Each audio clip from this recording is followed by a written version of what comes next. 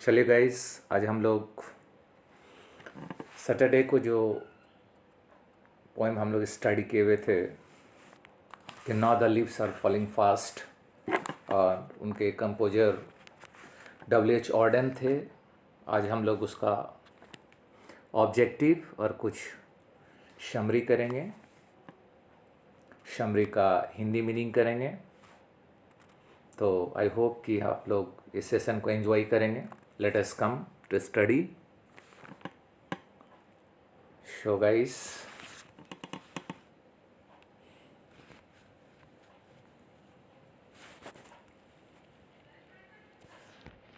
First of all guys, हम W.H. Orton का कुछ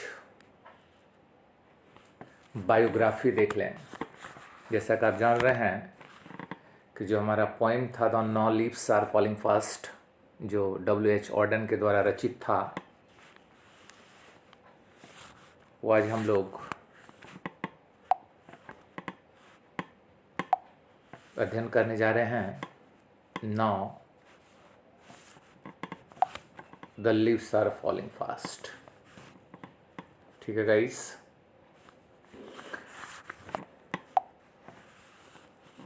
और ये किन के द्वारा रचित है? ये है आपका W.H. ऑर्डन के द्वारा।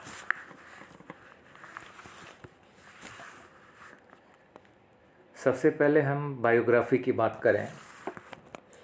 W.H. ऑर्डन महोदय का बॉर्न जो था, यानी जन्म जो था, वो आपका 1907 में हुई थी, जैसा कि हम लोग प्रीवियस स्टडी किए। और इनका डेथ जो है 1973 को हुआ था, 1973 में हुआ था।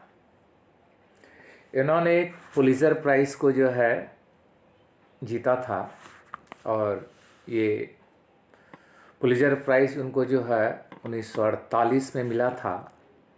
और किस कंपोजिशन के लिए मिला था?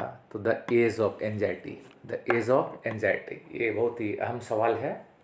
This is a very important questions for you कि उनको जो पुलित्ज़र प्राइज़ मिला था 1948 में, किसके लिए मिला था? द एज ऑफ एंजाइटी के लिए मिला था। ठीक है, एंजाइटी का मतलब चिंतन होता है, जिज्ञासा होता है। अगर हम पोइट्री का जो है, ये पोइट्री किस पर बेस्ड है? तो एक सीरियस गेम पर जो है, एक सीरियस माहौल पे जो है ये पोइट्री बेस्ड है। और उन्होंने, आप जैसा जान रहे हैं कि वो एंग्लो इंडियन थे। ठीक है, और उनका समय ब्रिटेन और अमेरिकन, यानी अमेरिका में, दोनों जगह व्यतीत हुआ। और उन्होंने जो अमेरिका छोड़ा, वो कब छोड़ा? तो 1939 में छोड़ा, ये याद रखेंगे।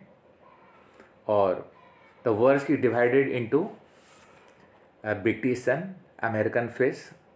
उनका जो वर्क है, उनका जो वर्क इफिशिएंसी था कंपोजिशन के संबंध में, वो कुछ ब्रिटेन में भी लिखे थे और कुछ अमेरिका में भी लिखे थे। तो उसको दो फेज में बांटा गया है। अगर हम ब्रिटिश फेज वर्क की बात करें तो उनका कंपोजिशन द ऑरेटर था, द डांस ऑफ डेथ था, लुक स्ट्रेंजर था, और स्पेन एंड अनदर टाइम्स था। ये कहाँ की थी? ये ब्रिटिश फेज की थी उनकी। और अगर हम अमेरिकन फेज की बात करें तो अमेरिकन फेज में जो उनका वर्क था कि न्यू लेटर था आपका, फॉर द टाइम बिंग था the age of anxiety and the shield of Achilles. ये अमेरिका में उन्होंने जो है लिखा। ठीक है, तो इसको आप थोड़ा देख लेंगे। This is the very important. ठीक है, इनका जो सबसे जो इम्पोर्टेंट जो रचना थी, जैसा कि हम प्रीवियस पढ़े थे, हु इज़ हु था, और एक द एज ऑफ एंजाइटी। ठीक है, इसको आप याद रखेंगे। चलिए आगे थोड़ा बढ़ते हैं। तो फर्स्ट ऑफ ऑल गाइस, अगर हम आगे की बात करें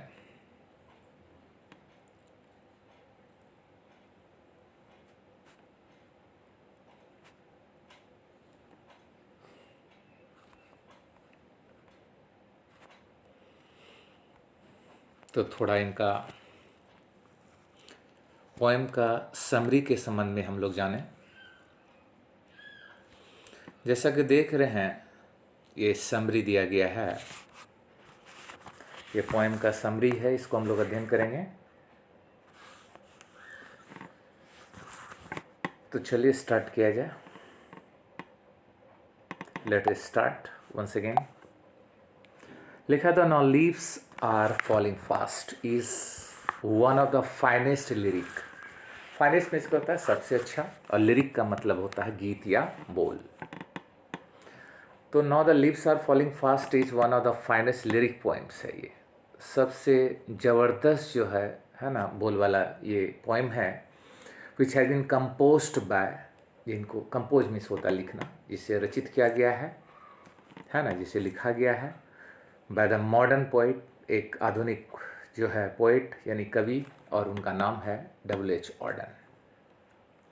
the title of this poem suggest, ये जो पोएम का जो टाइटल है वो सजेस्ट करता है, हम लोग को बताता है, अस मीन्स होता है हम लोग को, about the death of human being. Human being means होता मानव, मानव जाति का जो है डेथ के संबंध में, मृत्यु के संबंध में। जैसे उसकी तुलना की गई like the falling fast of leaf, जैसे कि किसी है ना पेड़ से पत्तियों का गिरना। Human being are going to their grave, grave means होता है कब्र, वेरी फास्ट। कहता है जो ह्यूमन बीइंग है वो तेज़ी से बढ़ रहा है, किसकी ओर बढ़ रहा है, तो अपने कब्र की ओर बढ़ रहा है, due to suffering and disease. और कारण क्या है, या तो उनकी उत्पीड़ना, या तो उनकी उत्पीड़न, या तो डिजीज मीन्स होता है रोग।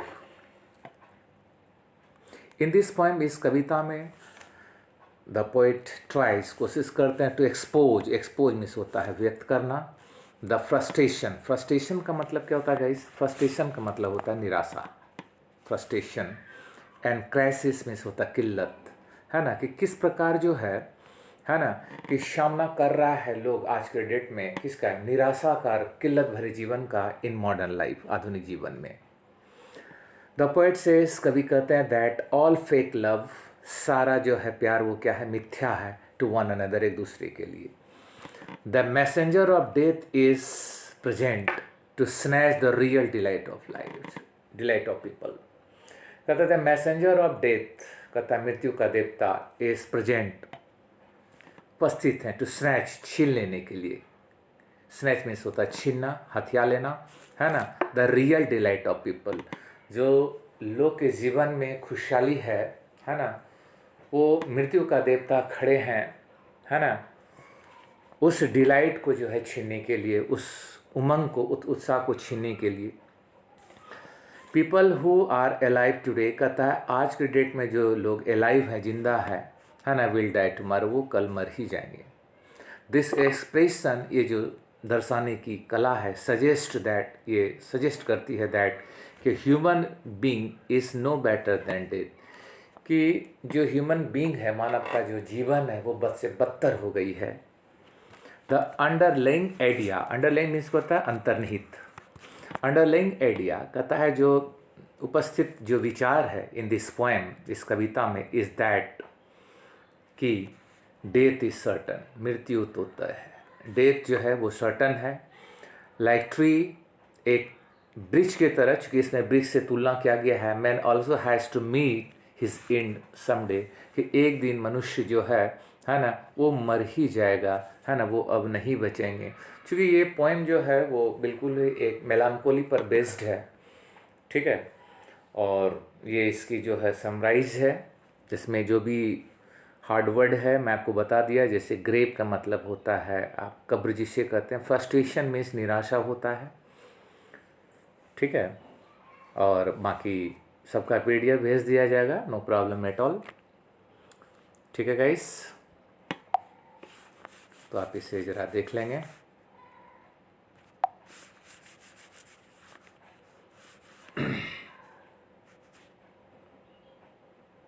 चलिए अब थोड़ा ऑब्जेक्टिव क्वेश्चन आंसर की ओर बढ़े। आप जान रहे हैं कि 50 नंबर का जो है ऑब्जेक्टिव पूछा जाता है, जिसमें कुछ ग्रामर्स और कुछ लिटरेचर से पूछा जाता है, और ये प्रेजेंट जो पोइम आप स्टडी करने जा रहे हैं, it is the very very important. And now the poem's name is now the leaves are falling fast and that has been composed by W.H. Auden. पहला क्वेश्चन है कि now the leaves are falling fast is written by, किसके द्वारा जो है ये रचित है, आप जान ही रहे हैं, है ना, कि now the leaves are falling fast जो है वो W.H. Auden के द्वारा लिखा गया है. ठीक है. W.H. Auden was born in, कब वो जो है जन्म लिए थे, कब वो जो है इस धरती लोक पर आए थे, तो वो 1907 की घटना है. और W.H. Auden डैड इन, वो कब मरे, तो 1973 में मरे. ये सारा चीज़ हम लोग ऑलरेडी पहले, है ना, पढ़ चुके हैं. फिर भी आप ऑब्जेक्टिव में इसको ज़रूर देखिएगा. This is the very very important, है ना, कि now the leaves are falling fast जो W.H. Auden के द्वारा जो लिखा है. W.H. Auden का जन्म जो है 1907 में हुआ था और इनकी मृत्यु जो 1973 में हुआ था. ठीक है. अब थोड़ा और भी आगे ऑब्जेक्टिव देखते हैं गाइस. चलिए, अगला ऑब्जेक्टिव हम लोग के समक्ष आ चुका है.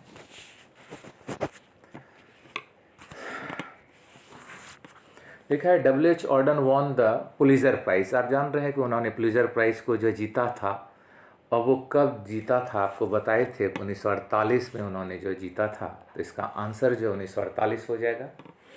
W.H. Auden won Pulitzer prize for किसके लिए मिला था, शायद आपको याद होगा, द एज ऑफ एंजाइटी के लिए मिला था. प्रीवियस हम लोग स्टडी कर चुके हैं. W.H. Auden जो है पुलिजर प्राइज जो है वो द एज ऑफ एंजाइटी के लिए जीते थे, विन किए थे. In the second line of the poem now the leaves are falling fast nurse stand. Nurse क्या है? नर्स जैसे नर्सेस फ्लावर यूज किया गया है, जो बड़े बड़े पेड़ के नीचे जो उगते हैं, तो वो किससे कंपेरिजन किया, ये किसके लिए नर्स आया है, तो ट्रीज के लिए है, वृक्ष के लिए आया है. Okay guys. अब देखिए अगला क्या है. अगला क्वेश्चन है आपका कि whispering neighbours left and right. एक पोएम में ये लाइन दिया गया है कि whispering neighbours left and right is a line from the poem. किस पोएम से लिया गया है? जाहिर है now the leaves are falling fast. C number answer है. 8 नंबर हम देखें. W.H. Auden left England. कब वो इंग्लैंड छोड़े थे? जान ही रहे हैं, 1939 में छोड़े थे. ठीक है. The dot of death are the whispering neighbours. ठीक है. ये विस्परिंग नेबरर जो है, विस्परिंग नेबरर जो यमदूत है ना, वो डेथ का क्या है, वो मौत का क्या है, मैसेंजर है, देवदूत है वो. सी नंबर आंसर होगा आपका. Auden's work is divided into 2 phase में बांटा गया था. जान रहे हैं कि ब्रिटिश और एक अमेरिकन में बांटा गया था. Now the answer is C. ठीक है. नर्सेस फ्लावर विल, 11 नंबर हम लोग पढ़ रहे हैं. Nurses flower will not last is the line from line by. आप करेंगे लाइन बाय किसके द्वारा लिखा गया है, किसके द्वारा जो है ये उद्धृत है, कौन इसके कंपोजर हैं, तो W.H. Auden है. Auden verse is divided into British और किसमें, अमेरिकन में किया गया है. C number. New year letter was, देखिए एक न्यू ईयर लेटर जो है W.H. Auden ने लिखा था, वो किस फेज में लिखा था, तो वो अमेरिकन फेज में लिखा था. This is the very BBI questions. Look stranger Spain another time by Auden is, कहाँ ये लिखा था, कौन सा फेज में ये लिखे थे बताइए. तो ये आपका ब्रिटिश फेज में लिखे हुए थे.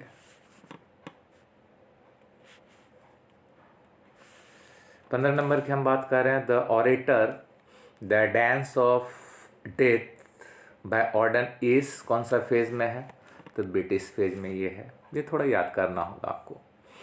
The age of anxiety for the time being and the shield of Achilles by the Auden is, ये किस में लिखा था, तो ये आपका अमेरिकन फेज का था. Now the leaves are falling fast is क्या है, ये एक तरह का बोल है, गीत है. तो answer is C. Dot persons are traveller, कौन सा पर्सन, ट्रेवलर्स है, तो यंग पर्सन्स आर ट्रेवलर्स. ठीक है, बहुत इजी क्वेश्चन है, आप इसको थोड़ा ध्यान में रखिएगा। चलिए आगे। आगे हम 19 नंबर क्वेश्चन की बात करें अगर, the tree shed their leaves in, किसमें जो है वृक्ष जो अपने पत्ते को छोड़ देते हैं, तो जाहिर है कि वो आपका ऑटम में छोड़ते हैं, पतझड़ में छोड़ते हैं। Dot waterfall could bless the traveller passing through that way, कौन सा वाटरफॉल याद है? वाइट वाटरफॉल है ना, white waterfall could bless the traveller passing through the way. The leaves are falling, किस तरह गिर रहे हैं? तो फास्ट गिर रहे हैं, तेजी से गिर रहे हैं। द डॉट हैज़ बिकम डम टू सी द लिपलेस ट्रीज, कौन जो है ये लिपलेस ट्री को देखकर बिल्कुल स्तब्ध है ना, बिल्कुल ही निराश है, कुछ बोलती नहीं है, तो वो है नाइटिंगेल, बुलबुल। Now the leaves are falling fast is क्या है? It's a kind of lyric, ये एक बार हो चुकी है चर्चा, ये लिरिक है, बोल है। द पोएम आर, सॉरी माफ करेंगे, द प्राम जो वो बच्चे की गाड़ियाँ थी, आर वो क्या कर रही थी? रोलिंग कर रही थी, लुढ़क रही थी। ओके, और हम क्वेश्चन अगर हम 25 और 26 की बात करें तो 25 में दिया है the travellers are we dot being moving towards our death, कौन? तो ह्यूमन, ये ह्यूमन से क्या गया है? The travellers are we human being, वो ट्रेवलर्स कौन? वो पथिक कौन है? हम लोग ह्यूमन बींग है ना, जो कि डेथ की ओर जा रहे हैं, मृत्यु की ओर जा रहे हैं। 26 नंबर है द फॉलिंग ऑफ क्या? पत्तियाँ, leaves refer to the speedy arrival of death, speedy arrival of death जो कि मौत के करीब ले जा रही है ना, तो वो क्या है? लिव्स है। ठीक है, अगला है explain the following line, this is the very very VVI line, explanation आता है, एक्सप्लेन करना पड़ता है लाइन का। चलिए देखते हैं, लिखा है now the leaves are falling fast, nurses flower will not last, nurses to the grave are gone, and the poem, sorry माफ करेंगे, ये प्राम होगा, स्पेल रॉन्ग है, pram going go rolling on. ठीक है, स्पेल थोड़ा देख लेंगे। तो इसको एक्सप्लेन करना है हम लोग को, तो आंसर दिया है कि this stanza has been taken from the poem now the leaves are falling fast. जान रहे हैं कि स्टेंजा जो है किससे लिया गया है? वो स्टेंजा जो है the now the leaves are falling fast से लिया गया है, which is written by W.H. Auden, जिसके जो W.H. ऑर्डन के द्वारा लिखा गया है। द पोएम, सॉरी माफ करेंगे, द पोएट सेज, कवि जी कहते हैं, that the leaves of the branches of the tree are falling, कि जो जितने भी वृक्ष के शाखाएं की पत्ती है वो तेजी से झड़ती जा रही है ना, और एंड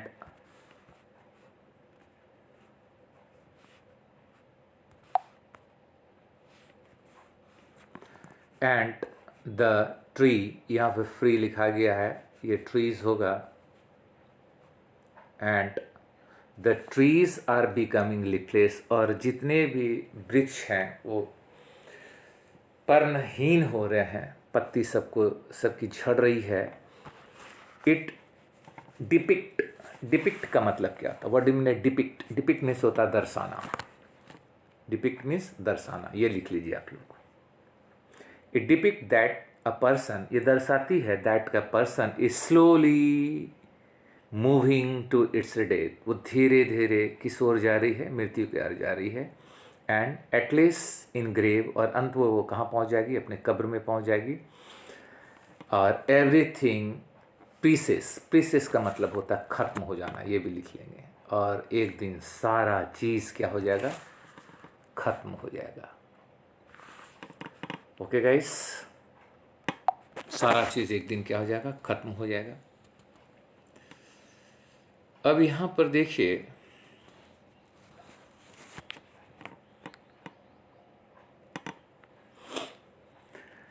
एक हिंट्स दिया गया है कि जिस पोएम के लाइन में white mountain nurse, false, left and right, food, freeze, cold, rectangle, wooden, reprove रहे तो वो पोइट का नाम निश्चित ही जो है WH ऑर्डन होगा। यानी ये सारा वर्ड जिस भी क्वेश्चन में आपको मिले, आँख कान मून के आपको जो है WH ऑर्डन जो है ना, उसके राइटर यानी उसके रचनाकार लिख देना है आपको। ठीक है, आई होप कि आप ये सेशन को एंजॉय किए। ठीक है, अच्छा लगे तो आगे फॉरवर्ड करिएगा, और आगे सेशन में हम लोग फिर से जो है अगला चीज़ हम लोग अध्ययन करेंगे। चलिए, वेरी गुड।